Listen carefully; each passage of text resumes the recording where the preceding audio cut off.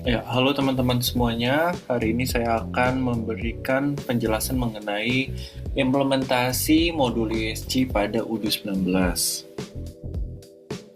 Ya, jadi kita akan fokus terhadap bagaimana melakukan konfigurasi data dan klasifikasi dari data emisi. Jadi basically ini akan fokusnya terhadap memetakan fitur-fitur apa aja sih yang ada di modul ESG ini, bagaimana kita bisa mencatat emitted carbon atau offset carbon, dan unit measurement-nya, hitungannya, apakah aktivitas itu termasuk scope 1, scope 2, atau scope 3, itu semua bisa dicatat pada modul ESG ini. Kita akan fokus terhadap studi kasusnya pada sebuah perusahaan logistik yang ingin mengimplementasikan modul ESG di UD19 untuk memetakan dan melaporkan jejak karbon mereka. Nah, sebelum kita melakukan itu, penting untuk kita harus memetakan dulu nih fitur-fiturnya ada apa aja sih sebenarnya. Oke, jadi pertama kita harus punya aplikasi ESG dulu. Kita bisa install di bagian apps, habis itu kita search saja ESG. Setelah itu kita install. Setelah berhasil diinstal, kita bisa langsung buka aplikasi modul ESG-nya. Saat masuk ke dashboard, kita bisa melihat ada 3 fitur utama yang menjadi inti dari modul ESG ini. Ada collect, measure, sama act. Oke. Nah, di bagian measure ada carbon analytics, configuration itu juga masih banyak turunannya. Oke, di ketiga fitur utama ini adalah alur berpikir dari si modul ini. Sekarang kita ke bagian offset emission. Ini semua offset akan dicatat di sini.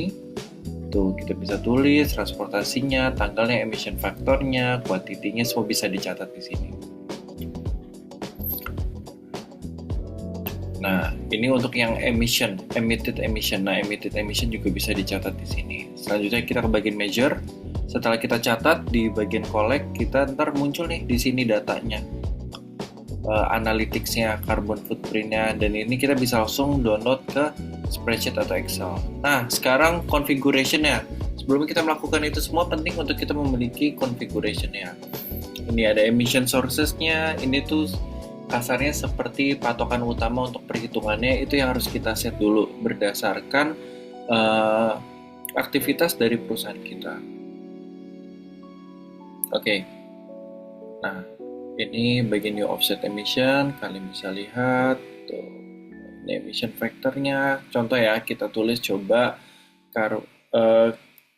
carbon credit, karena ini kan offset emission ya, jadi kita berusaha untuk membalance emisi karbon kita. Tinggal kita masukin emission factornya, notes-nya, kapan ini dilakukan, di kuartal berapa, ntar bisa tercatat di sini. Tuh.